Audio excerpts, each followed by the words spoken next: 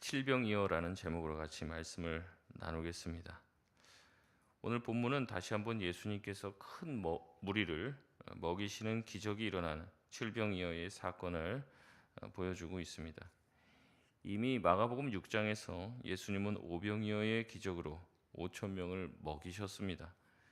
그런데 오늘 본문 1절에 다시 또 큰 무리가 먹을 것이 없이 있었다라고 얘기합니다. 그래서 8장 1절의 말씀에 보면 또 큰 무리가 있어 이렇게 말씀을 하고 계시는 거죠. 그래서 이 칠병이어 사건은 계속해서 오병이어 사건과 비교가 되고 여러 가지를 우리 가운데 시사하고 있습니다. 앞서 오병이어의 사건은 예수님의 가르침이 밤늦게까지 계속되었어요. 그래서 불가피하게 그들을 계속 굶길 수 없어 예수님께서 너희에게 가지고 있는 것이 얼마나 되느냐라고 얘기하며 먹이시죠. 그러나 이번은 좀 다릅니다. 그들은 사흘 동안이나 예수님을 따라다녔고 이제는 먹을 것이 다 떨어진 상태라고 말하고 있습니다. 1절에 예수님께서는 제자들을 불러서 말씀하고 계시죠. 2절 말씀에 내가 무리를 불쌍히 여기노라 라고 말씀을 하십니다. 이제 오늘 말씀 계속 이제 오병이어 사건과 비교가 될 텐데요. 오병이어 사건은 유대 땅에서 예수님께서 일으키신 어떤 기적이라고 하면 오늘 본문은 계속 예수님께서 이방인의 땅에서 이제 사역을 하고 계시는 내용들로 채워져 있기 때문에 예수님은 이방인 땅인 데가볼리 지역 또 그 윗지역에서 사역을 하셨기 때문에 아마 여기에 추종했던 많은 무리들의 대부분은 이방인일 것으로 추정됩니다. 3절에 예수님은 만일 내가 그들을 굶겨 보내면 그들이 길에서 귀진할 것이라고 말씀하시며 그 무리들 중에서는 굉장히 먼 곳에서부터 온 사람도 있다는 것을 알고 계시죠. 예수는 지금 무리들의 상황뿐 아니라 무리들이 어디서부터 왔는지 또한 간파하고 계십니다. 예수님의 소문이 아마 그만큼 멀리 퍼졌던 것 같아요. 예수님의 소문이 몇 날을 걸려서 또 와야 될 정도의 거리까지 이제 퍼졌기 때문에 사람들이 예수님이 왔다는 소식을 듣고 그 멀리서부터 몰려온 것입니다. 그렇기 때문에 그들이 집으로 돌아가는 길은 최소 하루를 보내고 이틀이나 3일이나 걸려서 돌아가야 될 사람들도 있습니다. 그렇기 때문에 예수님이 지금 그냥 무리를 흩어버리시면 그들은 배를 채우지 못해 가는 길에서 기진할까 봐 예수님은 그들을 불쌍히 여기십니다. 이런 예수님의 말씀에 제자들은 화답을 하는데요. 4절 말씀입니다. 우리 4절 말씀 같이 한번 읽겠습니다. 시작. 제자들이 대답하되 이 광야 어디서 떡을 얻어 이 사람들로 배부르게 할 수 있으리까. 아멘. 오병이어 때 제자들은 이렇게 얘기합니다. 더 늦기 전에 예수님 빨리 이 사람들을 흩어버리십시오. 해가 진력이 다 됐으니까 빨리 해산시켜 돌아가면 그들이 각자 먹을 것을 해결할 테니 빨리 흩어 보내십시오. 그렇게 얘기했습니다. 근데 지금 제자들은 뭐라고 얘기합니까? 그렇게 흩어 보내는 것도 녹록하지 않은 상황입니다. 지금 예수님과 제자들, 이 무리들이 있는 곳은 어디라고 얘기해요? 광야라고 얘기합니다. 이게 굳이 사막이다 이렇게 말할 필요까지는 없지만 인적이 굉장히 드문 곳이었어요. 이 많은 인원이 함께 식사할 만한 여건이 되지 않고 근처에 민가도 발견하기 어려운 광야였다는 겁니다. 여러분, 그럼에도 불구하고 제자들에게는 과거의 경험이 있죠. 예수님께서 물고기 보리떡 5개와 물고기 2마리로 5천 명을 먹이셨던 그런 경험이 있습니다. 그들은 굶주렸고 예수님께서 먹이셨던 경험이 있다는 거죠. 여러분, 이 상황은 완전히 같지는 않지만 거의 비슷한 상황입니다. 그렇다면 그 제자들이 떠올렸어야만 하는 것, 예수님이 이 무리들을 어떻게 해야 되겠냐라고 얘기했을 때 뭐라고 얘기해야 되겠습니까? 예수님 다시 한번 그때처럼 예수님 그들을 배불리 먹이시지요. 이렇게 얘기하는 게 정상적이었습니다. 그럼에도 뭐라고 얘기합니까? 그들은 떡이 없으니 이 무리를 배부르게 할 수 없다. 이 근처는 광야이니 어떻게 이 사람을 배불리 먹일 수 있겠습니까? 라는 이야기를 합니다. 이 말이 무슨 말이에요? 우리는 이 사람들을 배부르게 먹일 수 없다는 얘기합니다. 그러니까 예수님과 함께 있는데, 오병이어의 기적을 베푸신 예수님과 함께 있으면서도 예수님이 그렇게 할 수 없다라고 얘기하는 거죠. 예수님께서는 그 말에 대답하지 않고 이렇게 말씀하십니다. 5절에 너희에게 떡 몇 개나 있느냐? 제자들은 7이라고 얘기하죠. 예수님은 무리를 명하여 땅에 앉게 하시고 떡 7개를 가지고 축사하시고 떼어 제자들에게 나누어 주십니다. 오병이어와 조금 다른 점은 예수님께서 너희들한테 가진 것이 무엇이냐 이렇게 물어봤을 때 보리떡 5개와 물고기 2마리가 있습니다 라고 얘기하는데, 여기서는 예수님이 떡 몇 개가 있느냐라고 물어서 떡만 나옵니다. 떡 7개를 축사하시고 떼어서 제자들에게 나눠주시죠. 이 모든 과정이 6장에서의 오병이어의 사건과 대화의 패턴이 거의 유사합니다. 그러니까 뒤늦게라도 제자들은 이 오병이어의 사건을 기억했어야만 한다는 거죠. 그러나 제자들은 예수님 옆에서 수많은 경험을 했음에도 전혀 깨닫지 못합니다. 또 7절에 예수님은 말씀하십니다. 생선 2마리를 축복하시고 이것도 나누어 주라고 하시죠. 다시 한번 제자들은 불가능이 가능으로 변하는 칠병이어의 기적을 보게 되었습니다. 광야의 결핍으로 인해 누구도 채울 수 없었던 그들은 예수 그리스도 안에서 이제는 나눠주는 인생이 되는 거예요. 내가 뭘 가지고 있어야 나눠줄 거 아니에요? 근데 예수님이 너희들에게 뭐가 있냐라고 얘기했을 때 그들이 떡 7개밖에 없다라고 얘기하고 그 사람들을 나눠줄 수 있는 것이 없다, 결핍돼 있다라고 이야기하는데, 예수님은 그들에게 떡을 나눠주라고 얘기하며 그들이 가지고 있는 작은 것을 나눠줄 때 오히려 넘치게 되는 복을 경험하게 해주시는 거죠. 누군가를 나눠줄 수 있는 사람은 풍성한 사람입니다. 예수님으로 인해 광야에서는 누구도 도울 수 없는 상황이라는 그 한계를 극복하고 이제는 넉넉함과 배부름을 만끽하며 심지어는 남는 음식물 쓰레기까지 발생했어요. 그래서 어떻게 됩니까? 그 음식물을 조각을 모으니까 7광주리가 된 것이죠. 오병이어가 예수님께서 이스라엘에게 생명의 떡이 되심을 나타내는 사건이라면, 오늘 사건은 예수님께서 유대인들뿐만 아니라 이방인에게도 생명의 떡이 되시며 그들을 넉넉하게 하시고 배부르고도 남음이 있는 인생이 되게 해 주시겠다는 약속을 보여주십니다. 배불리 먹고 남은 조각 7광주리를 모아 그것을 모아드렸어요.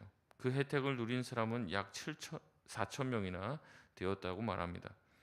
7개의 떡을 먹고 7광주리의 음식이 남았다는 것은 그리스도께서 채우시는 채우심은 딱 거기에 맞는 체험이 아니라 항상 넘치는 체험이라는 거죠. 그래서 나 자신을 채우고도 흘러감이 있어 내 주변을 변화시키고 내 주변까지도 채우는 체험, 다시 말해 풍성함입니다. 이제 오버플로우라고 그러죠. 오버플로우. 넘쳐 흐르는 거죠. 그래서 하나님의 은혜는 항상 나만 채우지 않습니다. 나를 채우고 흘러가 누군가 결핍이 있는 사람을 또 채우는 체험의 방식으로 예수님은 그들을 채워주십니다. 예수님께서는 10절에 제자들과 함께 다시 한번 배에 올라 달마누다 지방으로 가시죠. 오병이어 때는 제자들을 먼저 보내고 자신은 나중에 뒤따릅니다. 그래서 제자들이 먼저 갔다가 풍랑을 만나고 예수님은 바다 위를 걸어오시는 그런 장면이 나오는데, 오늘 본문에서는 예수님이 제자들과 함께 배에 올라가십니다. 이 달마누다 지방은 정확한 위치가 기록되어 있지 않습니다. 하지만 추정하기를 갈릴리 호수 동쪽 북쪽에서 약간 서편으로 배를 타고 이동하신 것으로 추정합니다. 예수님께서 달마누다 지방으로 갔을 때 11절에 보면은 갑자기 바리새인들이 등장합니다. 이 바리새인들은 예수님을 만나 대면하자마자 예수님을 힐난했다라고 얘기하죠. 힐난했다는 말은 의도적으로 비판을 가하고 다툼을 위해서 예수님께 고의로 접근을 한 겁니다. 여러분, 바리새인들이 왜 이렇게 예수님을 향해서 뭔가 각을 세우고 있고 예수님을 향해서 굉장히 신경이 날카로워져 있습니까? 그것은 예수님의 행동과 말 때문에 그런 거죠. 바리새인들이 정말 목숨처럼 지켜왔던 것을 예수님은 아무렇지도 않게 어기는 것처럼 보입니다. 예수님은 그동안 흘러왔던 유대의 전통을 전혀 존중하지 않는 것처럼 보이는 것이죠. 그래서 화가 났어요. 또한 예수님은 지금 달마누다 지방, 또 여전히 계속해서 이방인의 땅을 거닐면서 이방인들과 무분별한 접촉을 하고 있는 것처럼 보입니다. 부정하다고 생각하는 사람들 사이에서 누비면서 그들을 정결케 하고 계셨지만 바리새인들 눈에는 부정한 것 가운데 헤집고 다니는 또 다른 부정한 사람밖에 되지 않는 거예요. 그러면 사람들한테 어떻게 보면은 비난을 받아야지 마땅합니다. 근데 예수님의 인기는 유대 땅에서도 이방인의 땅에서도 인기가 치솟는 거예요. 그러니까 이 바리새인들은 그것이 기분이 나쁜 거죠. 바리새인들과 종교 지도자들은 예수의 소문을 잠재워야 되고 예수님을 이제는 제어해야 될 필요성을 느끼게 되었습니다. 바리새인들은 예수님을 시험하고 그 시험거리로 다시 소문을 만들어내고자 예수님께 접근합니다. 그래서 예수님을 어떻게 하려고 합니까? 11절에 보니까 신란하며 예수님을 시험하여 하늘로부터 오는 표적을 구했다라고 얘기합니다. 여기서 예수님을 시험하다라는 단어는 마가복음에서 총 4번 등장하는데 첫 번째로 쓰는 사람은 사람이 아니죠. 이제 첫 번째로 이 단어를 쓰는 존재는 마귀입니다. 마귀가 광야에서 예수님을 시험할 때 이 단어를 쓰고 나머지 3번은 바리새인과 이 종교 지도자들이 예수님을 시험할 때 사용되어집니다. 다시 말해 바리새인의 시험은 이 마귀와 같은 의도를 가진 시험이었다는 겁니다. 바리새인들이 예수님에게 하늘로부터 오는 표적을 구해요. 네가 정말 메시아라면, 네가 정말로 하나님이 보내신 어떤 존재라면 하늘로부터 오는 표적, 소위 말하면 엘리야가 했던 그런 기적과 같은 겁니다. 하늘에서 불이 내려와서 재단에 불을 붙이고 주변에 있는 물을 다 말려버리는 그런 하늘로부터 오는 표적, 하늘이 아니면 내릴 수 없는 기적을 베풀라는 얘기죠. 그래서 네가 바로 하나님의 보내신 선지자나 메시아라는 것을 스스로 증명해내라고 요구합니다. 이런 요구에 예수님은 12절에 깊이 탄식하시고 말씀을 하고 계십니다. 우리 12절 말씀 같이 한번 읽겠습니다. 시작. 예수께서 마음속으로 깊이 탄식하시며 이르시되 어찌하여 이 세대가 표적을 구하느냐?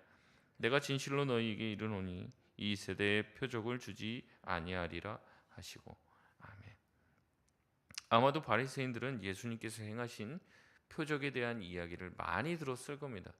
심지어는 예루살렘으로부터 이 바리새인들을 파견시켜서 예수님의 직접적인 표적과 기사를 눈으로 관찰하게도 하고 조사도 시킵니다. 어떤 사람들은 여기에 있었던 사람들은 예수님이 병자를 고치는 것, 귀신을 쫓아내는 것을 본 사람도 있을 거예요. 그러나 이 바리새인들이 그것을 보고 그 소문을 들었음에도 불구하고 예수님이 병을 고칠 수 있는 능력이 있는 메시아라든지 하나님이 보내신 선지자라고 해석하지 않습니다. 앞전에서도 봤지만은 바리새인들은 예수님이 병 고치고 귀신을 쫓아내는 것을 보고 뭐라고 얘기했습니까? 예수님이 바알세불이 짚혔다. 귀신의 왕에 귀신 들렸다는 거죠. 그리고 예수님이 미쳤다라고 이야기하고 결론 내렸습니다. 예수님 표적을 보여주셨지만 그들은 그것을 예수님이 바로 메시아고 그리스도다라고 하는 사실과 연결짓지 않았던 거예요. 예수님은 메시아가 될 수 없고 예수님은 선지자가 될 수 없다는 결론을 이미 가지고 있습니다. 그러니까 예수님이 행하시는 기적은 누구의 역사예요? 귀신의 역사인 거죠. 예수님이 하시는 말씀들은 미친 사람이 하는 헛소리에 불과한 겁니다. 그렇기 때문에 예수님이 지금 와서 하늘로부터 오는 표적을 보여달라고 해서 그 표적을 행한들 그들이 보고 믿을까요? 믿지 않을까요? 믿지 않는 거예요. 그것을 해도 또 다른 시비거리만 보여줄 뿐입니다. 또 다른 태클을 거는 거죠. 또 다른 말꼬리만 잡을 것이 분명했습니다. 예수님은 자기 자신을 증명하기 위해 사사로이 능력을 사용하지 않으십니다. 여러분, 마귀의 3가지 시험이 무엇이었습니까? 돌을 떡이 되게 해라. 한번 높은 곳에서 뛰어내려 봐라. 네가 나한테 무릎만 꿇으면 이 세상 전부를 너에게 주겠다. 결국에 뭐냐면 자기 자신을 위해서 무엇인가 하라는 얘기입니다. 예수님 자기 자신을 위해서 예수님의 능력을 사용해서 돌로 떡이 되게 해서 배고픔을 채우라는 거죠. 높은 곳에서 뛰어내려서 하나님의 천사들이 너를 받쳐주시는 것을 네가 한번 보여보라는 겁니다. 그러니까 하나님께서 이 예수님에게 주신 그 능력을 하나님의 뜻을 이루는 데 사용하지 않고 예수님 자신을 증명해내거나 예수님 자신의 위대함을 드러내는데 나타내는데 그것을 사사로이 사용하라는 거죠. 예수님은 그렇게 하지 않고 말씀으로 이 모든 시험을 이겨내십니다. 여러분 똑같은 거예요. 지금 바리새인들이 시비 걸면서 얘기합니다. 네가 하나님의 아들이고 네가 정말 메시아라면 한번 해봐. 근데 그것을 한다 한들 이들은 절대 믿지 않을 것이고 그것을 또 요상하게 말을 꼬아서 이렇게 저렇게 해서 저 사람이 저렇게 된 것처럼 보이게 한다, 쇼를 한다 이렇게 만들 것임이 분명했던 거죠. 예수님이 이 모든 것을 아시고 깊이 탄식하십니다. 이 탄식은 예수님이 4천 명의 굶주린 사람을 보시며 불쌍히 여기실 때 하셨던 탄식과는 다른 탄식입니다. 예수님은 믿음이 없는 세대를 향해 자신의 표적을 보여주지 않겠다고 단호하게 말씀하시죠. 여러분 예수님께서 보여주신 표적과 예수님이 하신 일들은 예수님을 메시아로 인식하는데 조금도 부족함이 없었습니다. 어떻게 보면 넘쳐요. 넘쳐. 수많은 병자들이 고침을 받고 귀신 들렸던 사람들이 노임을 경험했습니다. 이런 소문이 엄청나게 퍼져 있고 그것을 경험한 사람들이 증인이 되어 예수님은 말하지 말라고 했는데도 내가 고침받았다고 평생 말하고 주장하고 간증하는 사람들이 옆에 이미 많이 있다고요. 구약에서 증인 몇 명만 있으면 그것이 사실로 간주가 됩니까?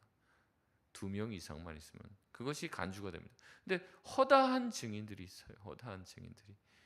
그리고 그 소문이 퍼져서 또 새로운 사람들이 예수님께 고침을 받고 있습니다. 이미 충분해요. 이미.